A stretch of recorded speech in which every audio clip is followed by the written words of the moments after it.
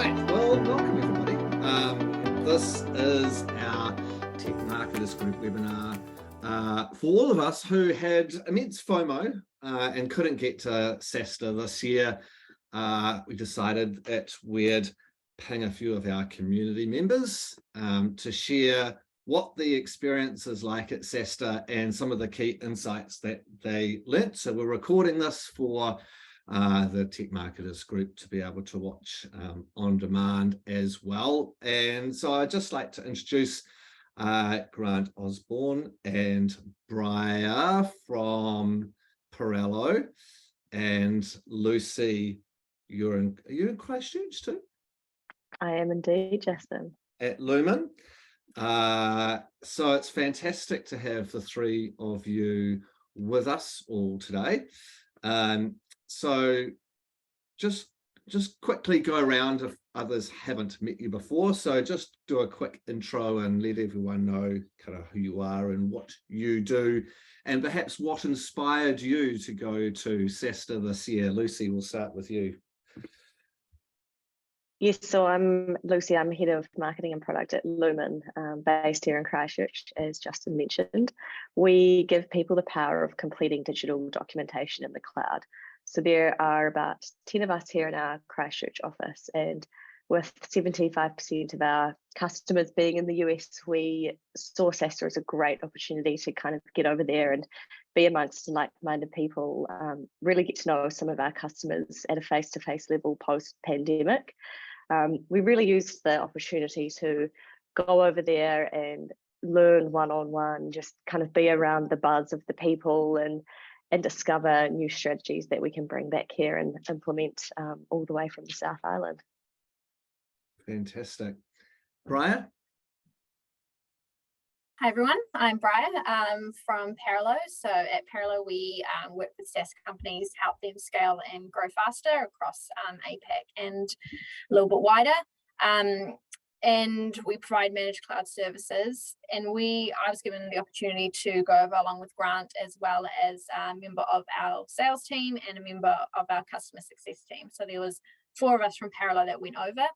And we went over as a little bit of a team together to really immerse ourselves in the SaaS world, go over with the goal of learning as much as we could about the market, getting a deeper understanding of, what are the issues, what are people talking about from, that US wider, bigger companies than we probably see in New Zealand a lot of the time, and just trying to absorb as much as we can to bring back to the rest of our team in New Zealand and Australia.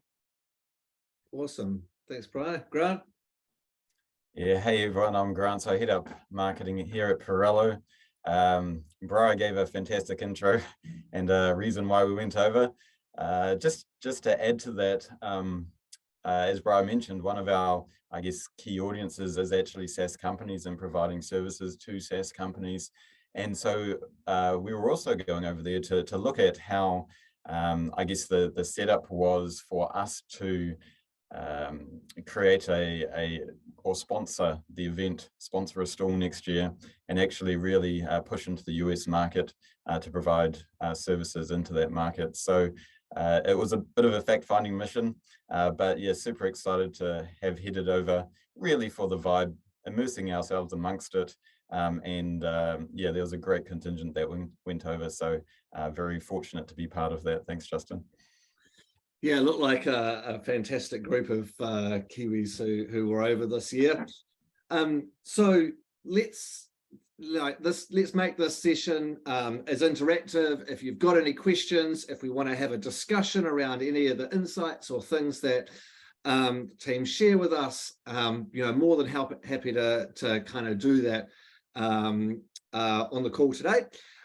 So first off, I've never been to SaaStr. I'd really like to know, what is it like when you're turning up to SaaStr on the first day and you're finally there? What is that experience like? What's happening? What's going on? Any of you chip in? Oh, it was great. From all of us that went from Parallo, none of us had been to SaaStr before. Our CEO, Simon Thurlow, had, and he was just like, it's going to be amazing. And kind of when we first turned up, yes, there were a few little COVID precautions, but aside from that, it was just buzzing with energy and people. You're kind of wandering around, and I think it was all outdoors. They advertised as festival style, and I think that was fairly accurate as you could get probably for like a tech conference being a festival. But yeah, most of the time it was all outdoors, and yeah, wandering around different stores. They had a few different sections that were set out between, speaker areas, food areas, workshop areas. So it was quite easy to flow kind of all around the area. I kind of likened it to, if anyone in Auckland has been to like elsewhere, like a Easter festival, where it's just this big open air area with lots of different little areas to go into for different parts of the event. Yeah, so look, 10,000 people there, absolutely awesome. We made sure we registered the day beforehand, so we didn't get caught up in the lines on the first day. Yes, they had a few COVID precautions, but we were straight through and straight into it. Absolutely. So one of the absolute highlights for me, it was a fantastic vibe, but everyone there, so lots of founders, mainly founders, lots of startup companies, but everyone was willing to have a chat. So everyone was willing to have a chat about, what they did and why they were there. And it was just so awesome coming from New Zealand to, I guess, have this vibe from the US people and people from all over the world that really anything's possible in SaaS. Many companies were there to try and raise some funds or have VC conversations, but all of them, they had an idea, they saw a market, they saw an opportunity, and they were going for it. And I think that, that really came through. And for me, that vibe was awesome. Lucy, how did, there must be so many speakers and so many talks. How do you figure out which ones to go to and build your schedule for? Yeah, it's funny because we were kind of joking about this in the office. It's a SaaS conference, but the technology to actually figure out what to go to and then add things into your schedule and then figure out where to go was not overly easy. No. So we kind of did like a few sessions beforehand and kind of really got together and divvied up who would go to what so that we could kind of spread and share the information between each other. But I think once you're there, you can have a long list of all the things you want to go to, but it really is just about being in the moment and kind of seeing what's happening, talking to people, figuring out where you want to go based on that day. But yeah, there was a lot there. It was I think the summary of a festival, but for tech founders and people that are like us, is a great way to kind of put it into a picture. Yeah, just funny. I was just going to say, I didn't go to SaaStr, never have been, but I went to a SaaS conference a couple of years ago in San Francisco, and the technology there was atrocious as well. So it's really interesting that you say that, because I think we kind of expect things to be quite a high level when you're at a conference, and I think it is generally in Kiwi conferences, but that's really interesting that you had that experience as well. Yeah. One of the other highlights for me of the actual event was those things outside of the core program. So on the Monday night prior to, I guess, the main event, Monday night, we met up as a Kiwi contingent, as an Aussie contingent, put on by the Silicon Valley Bank and a few of the trade commissions and things. And it was just an awesome sort of drinks and evening to get to know people and just talk about, things unique to us and, get to know people before the event. But then every night, there were dinners and drinks, and to me, those conversations that could happen one-on-one, fairly casually outside of the event, were probably, they were absolute gold. Mm. Did you go to any of the big SaaStr events at night? Like I went in 2019, and like I had a big FOMO this year because I really wanted to go back again, but I couldn't justify it. So I'll go next year. But I made some really valuable connections at the SaaStr, drinks and networking events. I met I met the CEO of Visible back then, because we were just grabbing canapes at the same place, and we had that amazing conversation. So you get to bump into people you would never meet otherwise. Did you get that experience too? Yeah, absolutely. CEOs all over the place. And like I said, it was just good that everyone, no matter who they were, where they were from, were willing to have a conversation and talk about themselves, talk about you, and talk about SaaS. And I thought that was awesome. Yeah, I mean, I had one random conversation. It was, we'd been out at the dinner. It was on I think it was the Tuesday night, where they had essentially cordoned off one section of the street in downtown San Mateo, and they had all of these amazing restaurants that were just open, like a small section of a buffet of their menu, and you just kind of filtered between a few restaurants. And at the very end of the night, we were kind of getting ready to leave, and myself and my colleague Kat, who were there as well, we're like, oh, we've been sitting here for most of the night, and there's these two guys that we haven't talked to at all that have also been sitting here. Let's just go up and say hi quickly before we head off. And so we did that, and then it turned out both of them were involved in kind of the VC world. One of them actually ran like a VC out of Singapore, which is something that we were looking into, and we were able to have a really good conversation about, like, hey, well, we're thinking about doing this, what do you think of it? Would that resonate with you? And just very casual, you could be super honest. And, he gave some really honest feedback, and we've been in touch since, and he's kind of been able to review some of our messaging. And it's an amazing connection to have that, I never would have made if I hadn't been at SaaStr, and he's able to really help us with some of our strategy. Yeah, it's just so cool, to have those relationships that build out. Okay, Lucy, tell us about a couple of the events that you went to, the speakers that you heard. What, when you're writing your, key takeaway list, the lessons that you learned from SaaStr this year, what are the top couple at the top of your list? Yes, so my favourite speaker was Mark Roberge. So he is an expert in go-to-market strategies via PLG, so product-led growth. And the stuff that he really reinforced is things that we probably all know, but it's really good to hear it from an expert with some kind of data and strategy behind it. So the main thing that really resonated with us was, given the day that we are in now, customers no longer trust brands. They trust customers that buy from you. So your case studies, your website, your marketing campaigns, they no longer stack up compared to what's happening in dark social and communities, referral sites. So it's almost like you need to build this advocate of customers that can do your marketing for you, essentially. That one there really hit home with us. So we're really working on that back in the office. Another one was really around kind of reimagining your marketing team and creating a growth team. So that's putting marketers in with product managers, with data analysts, with engineers, with designers, with CSMs, and experimenting often on campaigns in product and making them one cohesive team. Those kind of two things there were the main takeaways for me that I think are really super valuable to know and implement. So that's really interesting. So that idea of creating a cross-functional squad, if you like, that's obviously, that's a really interesting way. And I know of a number of organizations that do structure teams like that. They're probably bigger organizations that would run kind of agile methodology in terms of a squad and be running sprints and things like that. Is that kind of what he was like? I'm quite interested in digging a bit deeper into that idea.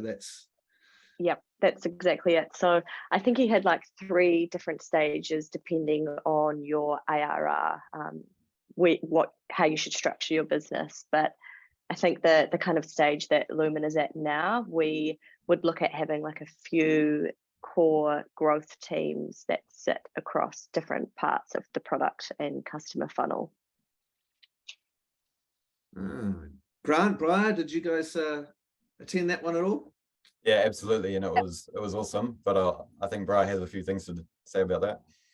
Yeah, that was going to say, Lucy, that was one of my key takeaways as well. I thought there were a few different talks as well from CROs talking about like a revenue function and a revenue growth team. That kind of is what you're talking about there, about aligning different parts of the business that might generally work in a bit of a silo, and actually realizing that they could probably have a bigger impact if they work towards a similar goal or strategy.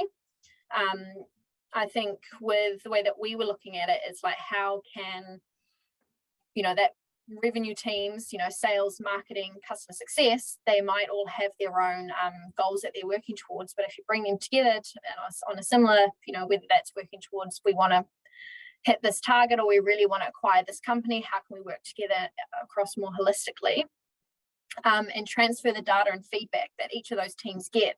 And then as well, if you're including product in that as well, and then making sure that there's an efficient way to transfer that data between all these different subsets of the team. Just again, all the stats that were given were that it's just going to have a positive impact on growth. I think I wrote one down that was from a talk from the Calendly CRO about how they use revenue growth and how they bring different parts of their teams together. And they had a stat in there that was, they've seen 19% faster revenue growth when they have a focus on bringing together revenue alignment teams in the business. That was there. So achieving revenue alignment, having a focus on that, and they achieved a 19% faster revenue growth. And that was just by bringing different parts of the business together into one team. Yeah, so to add to that, the Divi CRO, his name was Sterling. No, someone Sterling. Anyway, he talked about swing. So row is, getting everyone to row in the same direction at the same time with the same intensity, propels you forward. And so for me, this idea of the revenue team was really around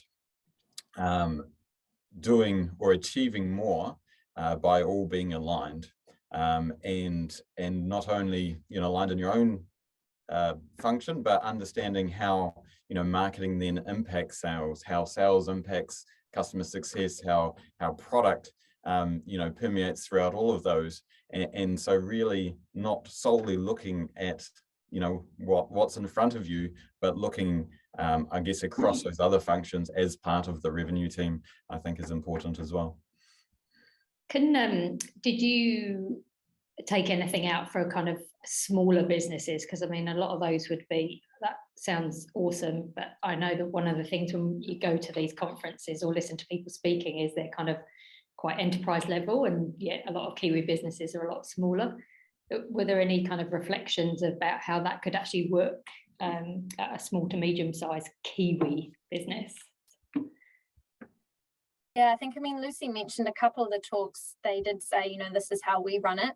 But then, this is how it started for us, or this is where it could start for you. So one of the things was just about making sure feedback is fed through the different teams. So if customer success receive feedback about a product or about their sales experience, making sure, is there a Slack channel or a Teams channel that you can implement with, key people from across the business to make sure that feedback is shared. And, it might not be up to marketing to action it, could be up to, someone from product team to action that.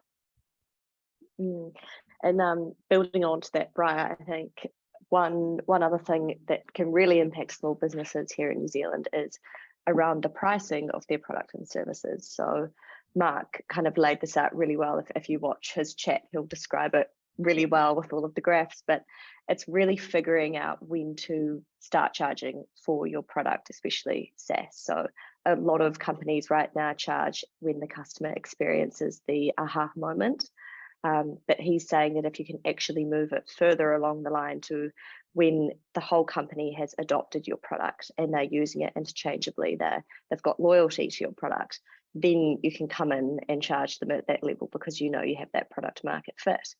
And then even better, kind of moving down towards that more enterprisey sales pricing structure. But I think pricing really is a big part of how you can scale and start to implement some of these things and find that product market fit, build in that feedback from customer success and sales back into the product. So his insight there then was to start driving that uplift in pricing further down the customer adoption cycle when your product is so sticky and so embedded in the company that it's hardly likely that they're going to churn almost, right? Absolutely, yeah. it's creating the virality within your product so that everyone uses it, everyone loves it. Why wouldn't they pay for it? Yeah, I guess the caveat to this, because that was something that really struck me when I went to SaaStr the first time, is like all these US SaaS companies have, and less so now, but still, like they've got access to a lot of capital.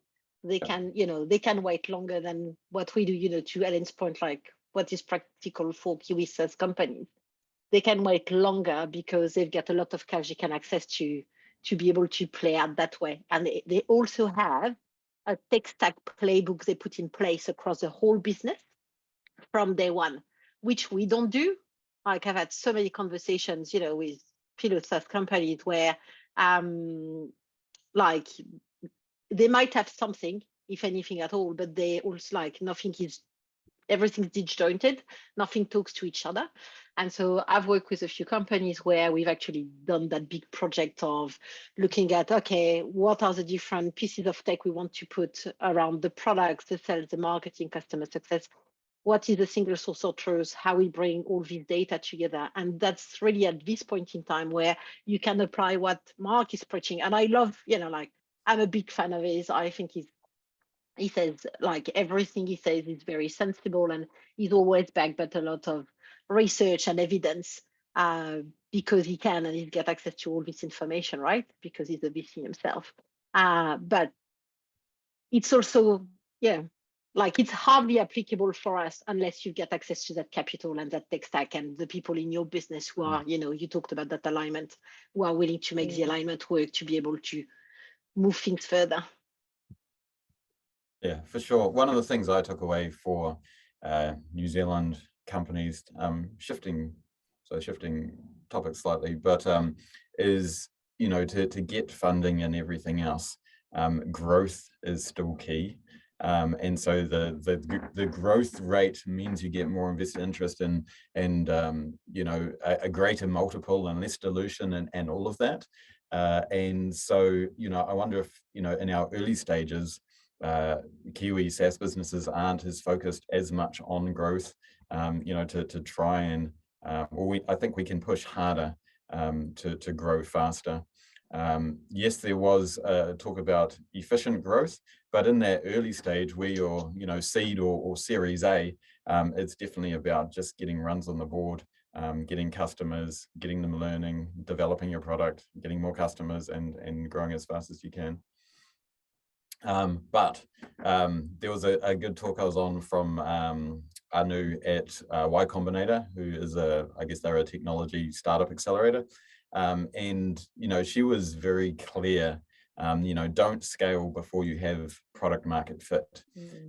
And so figure out your product market fit and your business model before you invest a lot in scaling. And so, maybe, a lot of the startups in NZ, are still figuring out product market fit, getting the feedback, developing the product, before they invest a lot of money in actually scaling it. Yeah, I think there was wise counsel from her.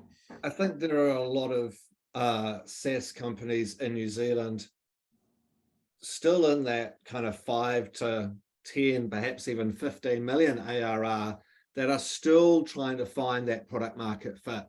They haven't, and yet they're trying to jump ahead, right? They think that they've got it, but it's not quite proven yet.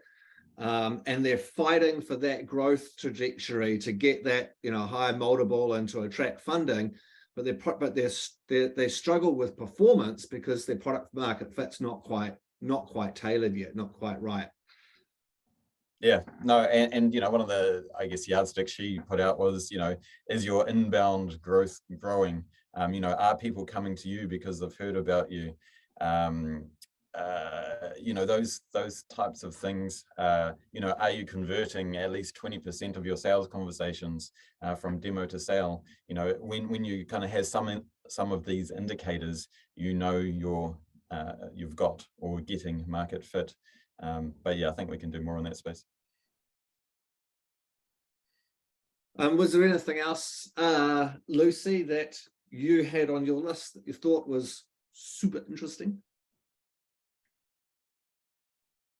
Yeah, I think maybe just adding to this kind of topic of conversation here, which is something that I think we know with a lot of our customers being in the US, but maybe for more Kiwi companies, it's really understanding that I think the study is in 2001, 87% of buyers want to self-serve. Today, it's virtually 100% post-pandemic. People want to self-serve. They want to be able to get straight in, see what your product looks like, understand how to use it fairly quickly. They don't really want to have to like meet face-to-face or have a demo to get them on board and get them familiar with it. So I think that's one other thing that is just really useful for everyone to kind of have in their knowledge when they're thinking about how to acquire new users. Where does that break though in the terms of the deal size, right? So I understand, I kind of get that in a Lumen world. For an enterprise SaaS product, does that still ring true? I've certainly seen some insight where that certainly 3 to 5 years ago, B2B buyers were not engaging with sales until like 65% through their decision process. And now that's more like 80 or 90% of the way through that sales cycle. So that's kind of where that referral, your customer stories, the dark social, all of these things that they're gathering product information from, they're almost getting to, by the time they get to sales, it's kind of like they're ready to buy, or it's that final leap of faith to get them across. So we're kind of seeing similar things, but certainly with a lot of enterprise SaaS, you don't get that self-serve workflow. No, I think, yeah, self-serve, I mean, we could define a little bit more about what that actually looks like to the customer. It's giving them the flexibility and autonomy to actually see what it looks like, whether it's like a YouTube demo or pre-recorded, maybe going through and looking at other customers that have used it and reading the use cases. So it's really giving them that insight into what your product and your service can do without necessarily having to speak to someone straight away. It kind of makes sense though, doesn't it? Because I mean, you don't want to necessarily have to pick up the phone just to find out what the benefits of a product are. And I mean, this goes back to the point about the fact that don't lead with the features, lead with what I'm actually looking to, the solution I'm looking for. So it kind of makes sense, even though it might be slightly different at an enterprise level. Yeah, I agree on that point. Like I was actually looking at some ABM techs the other day. All of them get you to the demo conversation, right? Except one that when you declined the demo, like when you exited the page, kind of gave me a video to watch. And I was like, that's all I'm asking for at this point in time. I don't want to talk to anyone. And like, despite many of us knowing that's the way we behave as marketers and as humans, that we want to be able to do our own research and so on, we're still trying to push people really, really hard into actually having a sales conversation when they're not ready. Like it's the old, would you marry me after 5 minutes, right? I know, and I don't need a phone call straight as soon as I've downloaded something, I'm still kind of just looking at what you do. So, I mean, in our AB, we've been A/B testing this in our nurture campaigns where we're doing, content, book a discovery call, and then demo, and then the other version is demo, book a discovery call. And we're certainly seeing increase uplift in book a demo requests when we're doing the demo first, which is not what the US sales team expected, because they don't want to, their mind is they don't want to show everyone everything. They want to save stuff, all the good, tidbits for the discovery call when they can, make it all flashy and discuss it, right? So it was kind of, it's been a real kind of learning from some of the sales team around what those buyer behavior patterns are, which is quite interesting. I'll just add to that. Mm. When, like Lucy, I had the same point written down about product-led growth, just becoming a big tool of companies that are scaling faster, SaaS companies that are scaling, and the fact that that's a little bit in response to like these change of buyer habits and patterns, because people don't necessarily want to be handheld through the process by a salesperson or someone picking up the phone and calling you. They just want to know what the product is going to do for them, and following that roadmap through like customer acquisition and customer adoption led by the product is seeing that higher success rate rather than somebody telling you what the product does. Yeah, that's a great summary. Okay, Briar, were there any other key insights, key points that you had on your list that you wanted to raise that we haven't discussed today yet? I think we've kind of covered them all, and quite interesting, but also quite pleased that we could seem to have similar key takeaways as well. Obviously we all are coming from a relatively similar perspective, coming from New Zealand, SaaS background, there to learn, and we've picked up on kind of those key themes. I think it's good. Yeah, I mean, a lot of the talk as well that I went to, regardless of the thing, did come back to the fact that you need to build really strong relationships with your customers. You focus on creating value for your customers and making sure that your customers are your biggest advocates. Yeah. All right, Grant. What else? Have you got anything else to add to the list? Yeah, look, I do have a couple of things. One high level thing first. So one of my favorite sessions was with the State of the Cloud report with Bessemer Ventures. And so they've been a key part of SaaStr for a long time, but they put out stats around the SaaS industry. And the three partners there, Samir, Mary and Elliot, had a discussion, but one of the sound bites I got from them was SaaS is as important as the electric grid to the functioning of the economy.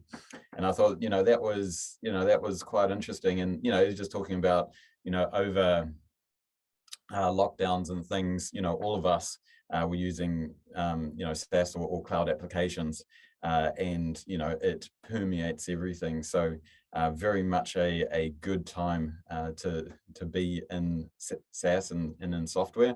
And I guess part of that same conversation was around the fact that we're living in a very much a cloud first world. And in the past 20 years, cloud has moved from just under half of all software sold. In the last 20 years, cloud has moved to just under half of all software sold, which is a $1.2 trillion market. And so in just a couple of years, they expect that to be the majority of the software market. And then in the next 10 years, so by 2032, cloud software will pretty much be the only sort of software you can get. So I thought, directionally, that's just awesome to be part of that. There's still plenty more to move to the cloud, and plenty of opportunities, I guess, for all sorts of SaaS companies to fill gaps in that and to create new value for different audiences.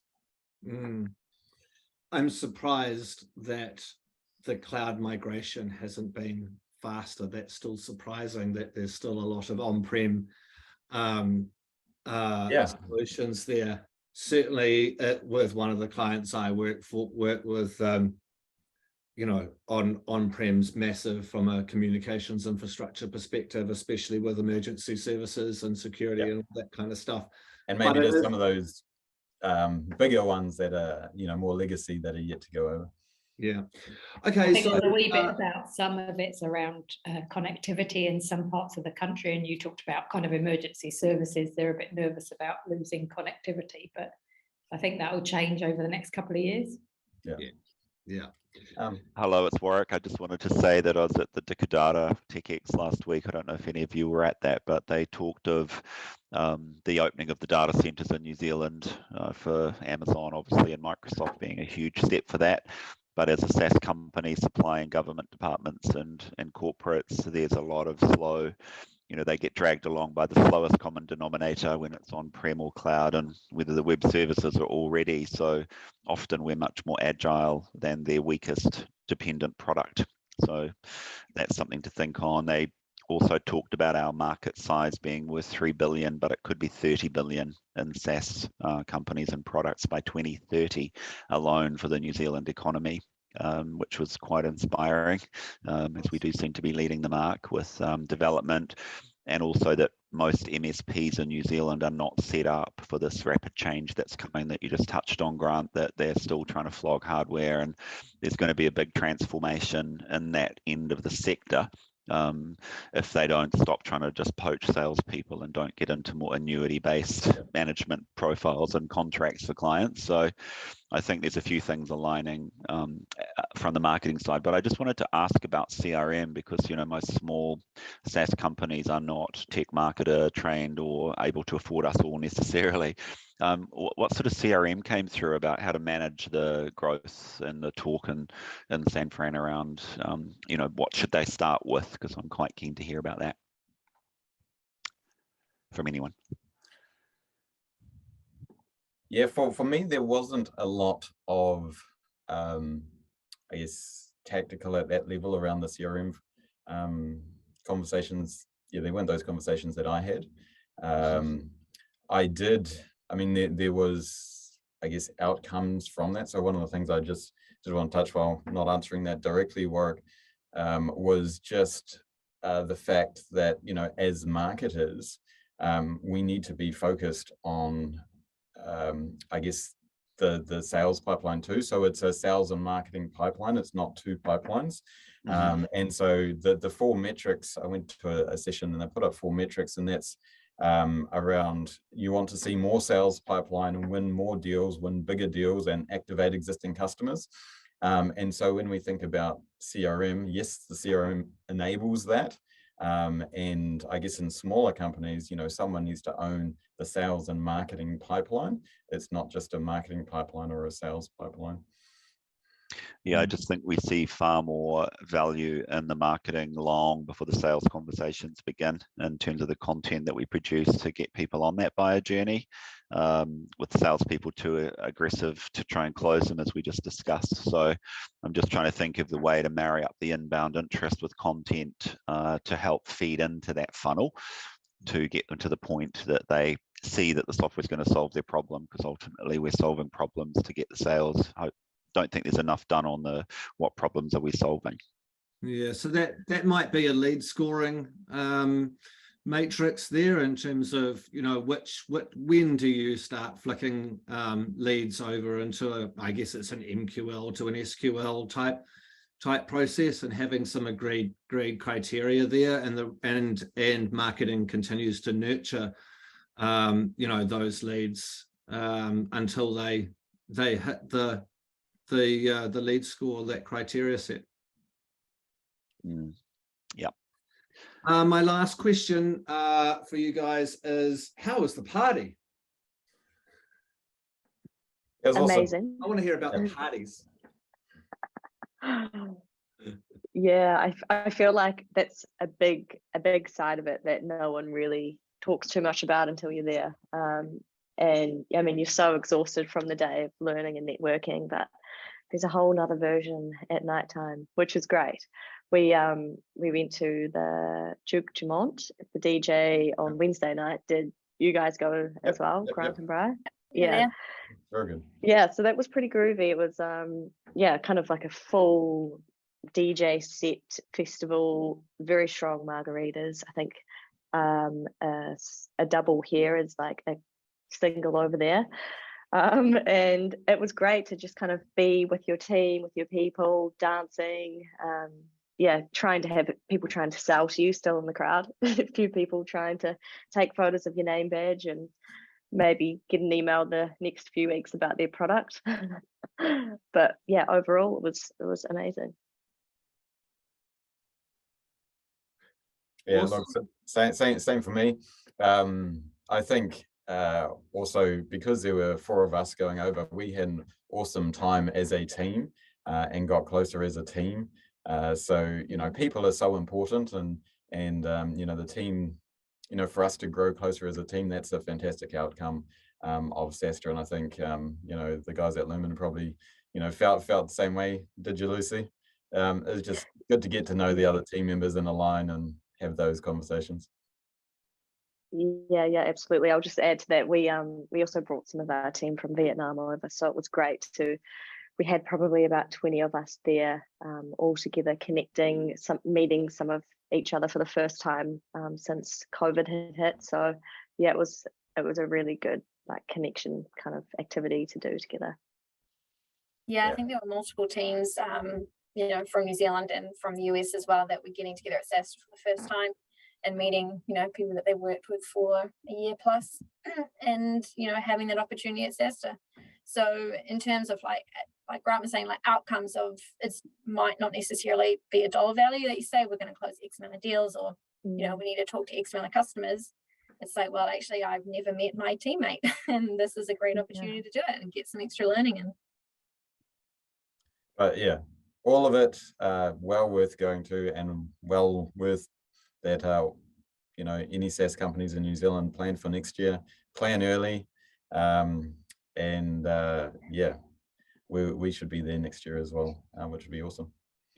Excellent. Well, thank you all very much. Thank you, Grant, Briar, and Lucy, for sharing your experiences and your insights, and thank you to everyone for joining us for today's session. Really appreciate your time. Hope you found it super useful. I've got a page full of notes, and it's on my cards for next year as well. So I really appreciate it. And hopefully we can have a double or triple the size of the New Zealand team going to SaaStr 23 would be fantastic. Christelle, I'm sure you're keen to get back. So let's I've told the family it's booked out. I've got the dates. So when and just so you know, for Once Women Get an Advantage, we get diversity tickets for free. So just saying, Helen, Sophie, if you ladies want to join, it's just about the travel cost, and then that makes it way more palatable. Sorry, Justin. Awesome. Thank you all very much for joining us today. I appreciate you spending the time with our Tech Marketers webinar today. Again, Lucy, Grant, Briar, thank you very much for getting involved, and we'll see you all again soon. Cheers. Yeah, that was great. Thank you. Thanks, Lucy. Thanks,